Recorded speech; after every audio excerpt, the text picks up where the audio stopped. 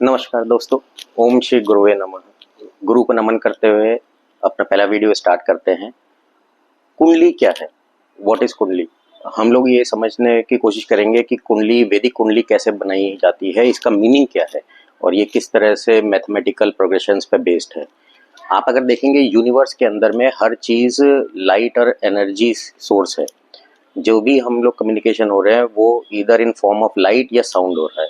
तो अगर आप प्रकाश ग्रह देखेंगे, अगर आप आसमान में देखते हैं रात को, आपको बिलियंस ऑफ स्टार्स दिखते हैं। ये stars are basically the energy sources. हमारी अपनी गैलेक्सी में, सोलर सिस्टम में सन इज द स्टार। तो सन जो एनर्जी देता है उसी से ही बाकी सारे जितने ग्रह हैं, प्लैनेट्स हैं, वो सब दिव्यमान होते हैं। ऐसे ही millions and billions of stars are there in the sky. अगर आप एक जगह पे खड़े होकर के देखें तो आपको कंप्लीट सर्कल में 360 डिग्री में पूरा स्काई दिखती है। For the sake of compartmentalising this, इसको 360 डिग्री के सर्कल को 12 से डिवाइड करके बनाया गया है।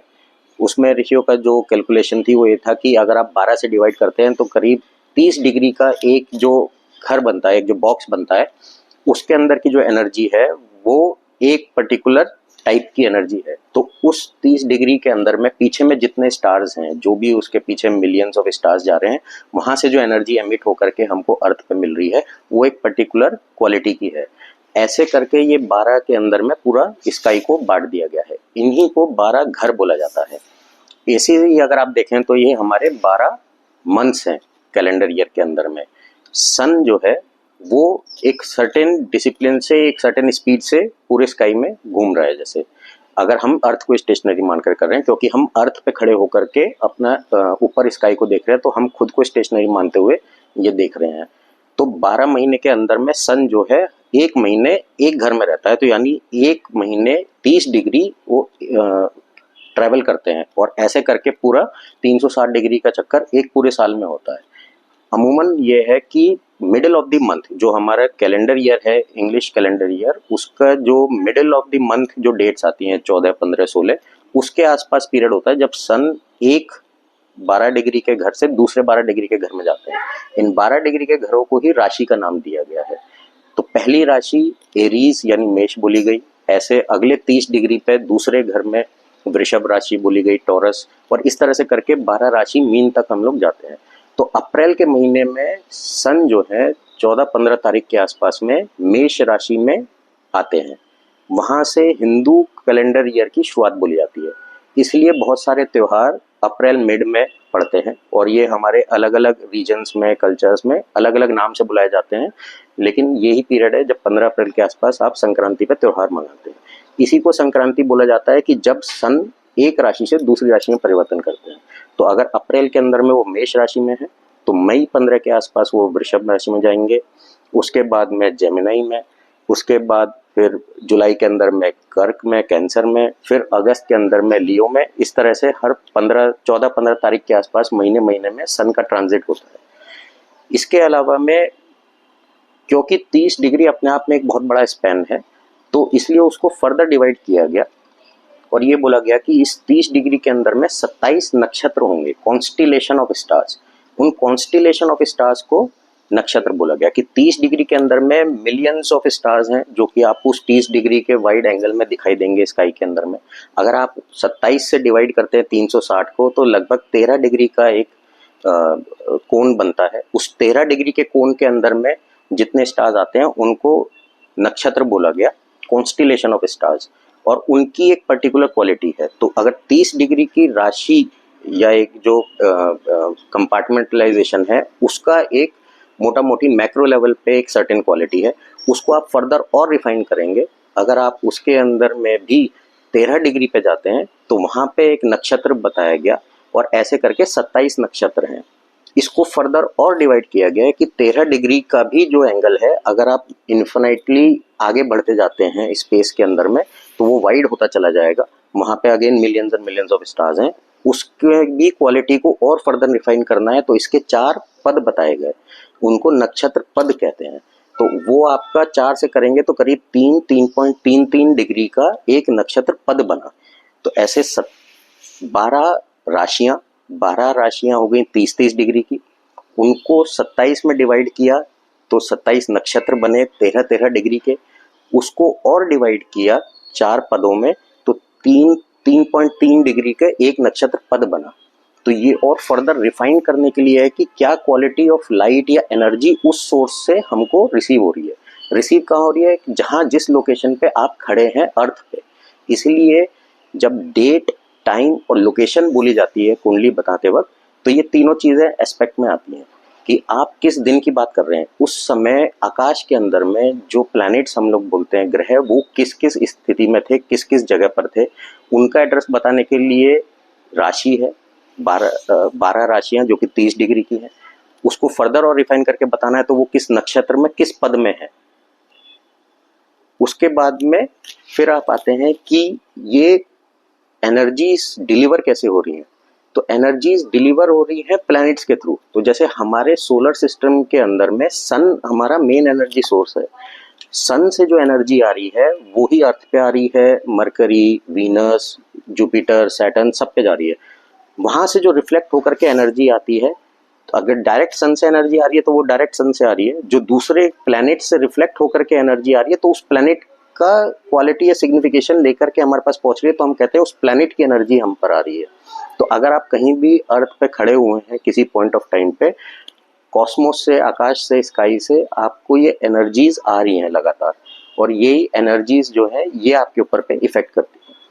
7 ग्रह दिव्यमान बोले गए हैं जो कि दिखते हैं, जो कि सन, मरकरी, वीनस, अर्थ, मार्स, जुपिटर, सैटर्न, मून। और इसके बाद में 2 अप्रकाश ग्रह बोले गए जो कि दिखते नहीं है, जिन्हें कि नोड्स ऑफ मून बोला गया। तो north node is Rahu, south node is Ketu. ऐसे करके 9 ग्रह बताए गए हैं कुंडली के अंदर में, जिसका कि काफी ज्यादा इम्पैक्ट हम लोगों के ऊपर में पड़ता है। और ये जो राशियों से जो हमने घर बनाए 12 360 डिग्री के, उसके अंदर में जो नक्षत्र बताए गए कि कॉन्स्टिलेशन ऑफ स्टार्स है जहां से भी लाइट्स आ रही हैं, और उसके अंदर में भी नक्षत्र के अंदर में 4 पद बताए गए कि 3-3 डिग्री के जो एक ग्रुप है वहां से जो एनर्जीज आ रही हैं, वो एनर्जीज आती हैं अर्थ के ऊपर में, डिलीवर होती हैं through this planets which are near around us, right. तो अब इसके अंदर में 7 जो प्लैनेट है वो विजिबल प्लैनेट है, और जैसे मैंने कहा 2 प्लैनेट ऐसे हैं जो कि नॉन विजिबल हैं। तो 7 विजिबल प्लैनेट है, मेरी अपनी समझ यही कहती है कि 7 चक्र जो शरीर के अंदर में है वो उसके साथ में मतलब पैरेलली बैठते हैं, और आपके जो एनर्जी सोर्सेज आपके बॉडी के अंदर में वो इन एनर्जी सोर्सेज से इम्पैक्ट होती हैं। जिस समय आप जब पैदा होते हैं उस समय आकाश के अंदर में जो स्थिति है उसका अगर हम एक तरीके से एक फोटो स्टेट या गणना लिख लें, उस गणना को कुंडली बोला जाता है। तो जब कुंडली बनाई जाती है वैदिक एस्ट्रोलॉजी के अंदर में, तो हम 12 घर बनाते हैं उसके अंदर में, जो कि 12 राशियों को डिनोट करते हैं 30-30 डिग्री का। और ये एग्जैक्ट 30 नहीं होता, अगर आप इसकी कैलकुलेशन किसी भी सॉफ्टवेयर के अंदर में लें तो आपको 2 ऑप्शन देगा कि या तो आप उसको एग्जैक्ट 30 डिग्री का मानिए, या ये थोड़ा बहुत चेंज होता है, कहीं पे 29 डिग्री, कहीं पे 31 डिग्री, उस टाइप से, तो आप वैसे ले सकते हैं। बट 12 घरों में डिवाइडेड है। किस आकाश में उस स्थिति पे कौन सा प्लैनेट किस जगह था, उसे उस घर के अंदर में, राशि के अंदर में लिखा जाता है बेस्ड ऑन डिग्री। तो जैसे मैंने कहा कि सन मान लीजिए 12 महीने के अंदर में पूरा एक 360 डिग्री का चक्कर पूरा करते हैं, तो एक महीने में वो एक राशि में रहते हैं। जैसा बताया था कि 14-15 तारीख के आसपास सन अपनी राशि परिवर्तन करते हैं, जैसे हम संक्रांति कहते हैं। तो 14-15 अप्रैल से 14-15 मई तक वो जो है मेष राशि में रहेंगे। तो अगर उस समय किसी का जन्म होता है तो जब कुंडली बनाई जाएगी तो मेष राशि के अंदर में सन को दिखाया जाएगा, और जिस तारीख पे जितने दिन में होगा, क्योंकि 30 दिन के अंदर में 30 डिग्री कवर कर रहे हैं, तो सन बेसिकली हर दिन 1 डिग्री कवर कर रहे हैं। तो वो जितने दिन आगे जाएंगे उतनी डिग्री पे सन उस राशि के अंदर में होगा। तो इसे डिग्री ऑफ प्लैनेट्स कहते हैं कि आप अगर एक पूरा कालखंड 1 साल का लें, उसके अंदर में प्लैनेट्स का जो मूवमेंट है अपनी गति के हिसाब से, तो वो कितने दिन जाते वक्त में किस डिग्री पे होगा उस पर्टिकुलर राशि के अंदर में। तो उसके अंदर में जब कुंडली बनाई जाती है तो वहां पे वो ग्रह बिठाए जाते हैं, जिसकी पूरी एक कैलकुलेशन है मैथमेटिकल, और ये एक पैटर्न में चल रही है। इसके बाद में आता है कि मून जो है, मून एक दिन में कंप्लीट सर्कल ले रहा है। और मून जब जिस समय आपके बर्थ में जहाँ जिस राशि में था, जिस नक्षत्र में था, वहां से मून की गणना शुरू होती है और वहां से दशाएं बताई जाती हैं कि आपका जिस नक्षत्र के अंदर में, जो 12 राशियों के अंदर में 27 नक्षत्र हमने बताए थे, तो किस नक्षत्र के अंदर में मून उस वक्त कहाँ था, वहां से आपके दशा शुरू होगी। तो उस नक्षत्र का जो स्वामित्व है वो किसी प्लैनेट का होगा, भले शनि हो, शुक्र हो, बृहस्पति हो, जो भी है, उससे आपकी दशा सिस्टम शुरू होगी at the time of your birth. तो कुंडली बेसिकली हुई कि आप जो जब पैदा हुए हैं तब आकाश के अंदर में कॉस्मिक एनर्जी किस तरह की है और उसका आप पे क्या प्रभाव होगा, तो वो आप लेकर के पैदा हुए हैं। और दशा सीक्वेंस ये बताती है कि आपके जो प्लैनेट्स हैं वो किस किस टाइम पे आकर के कैसे कैसे रिजल्ट देंगे। तो दशा की सीक्वेंस आपके मून के प्लेसमेंट पे डिफाइन करी जा रही है, जहाँ पे कि आपका at the time of birth moon कहाँ था। अब ये हुआ कि आप क्या लेकर के पैदा हुए हैं, कि जिस समय आपका जन्म हुआ था उस समय किस तरह का एनर्जी सोर्स था और उससे आपका फिजिकल बीइंग किस तरह से डिफाइन हुआ। इसके बाद में ये भी बात आती है कि इसका करके आपने क्या किया। तो ऐसा नहीं है कि सब कुछ ही जो है लिख करके आ गया। तो हम लोग कुंडली में ऐसे भी बोलते हैं कि फ्री विल हाउसेस होते हैं और आदमी अपनी स्वेच्छा से अपना डिसीजन लेता है। वो डिसीजन किस समय पे कैसे होंगे ये आपके हाथ में है, लेकिन आपको ये एनर्जीज इम्पैक्ट करती हैं और अगर आप इसके प्रति सचेत हैं तो आप इसके साथ में बैलेंस और हार्मनी में रह करके काम कर सकते हैं। Again, energy can not be made और डिस्ट्रॉयड।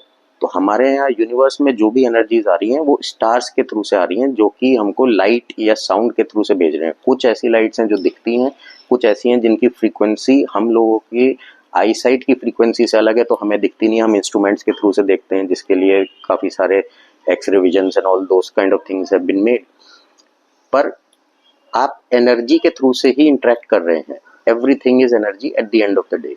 तो ये सारा कॉन्सेप्ट उसी का है। अगर मैं अगेन अपनी इंटरप्रिटेशन से समझूं तो जैसे योग बताया जाता है, तो योग के अंदर में हम क्या कर रहे हैं कि हमारे शरीर में 7 चक्र हैं, उनकी कुछ एक पर्टिकुलर एनर्जीज है। हम लोग पहले अपनी बॉडी को डिटॉक्स करते हैं, योग अभ्यास करते हैं, उसके बाद हम प्राणायाम करते हैं, अपनी ब्रीदिंग पे कंट्रोल करते हैं, उसके बाद हम मेडिटेशन पे जाते हैं। हम उसमें कर क्या रहे हैं, हम बेसिकली कॉस्मिक एनर्जीज के साथ में अपनी फिजिकल एनर्जी को बैलेंस आउट कर रहे हैं, योग कर रहे हैं, जोड़ रहे हैं। तो ये योग हो गया। तो अगर आप कुंडली में नहीं भी मानते और आपको इन सब चीज़ों में इतनी डिफाइन में, डेफिनेशन में, इतनी कैलकुलेशन में नहीं जाना है, तो आप योग के माध्यम से भी कॉस्मोस के साथ में हार्मनी में रह सकते हैं।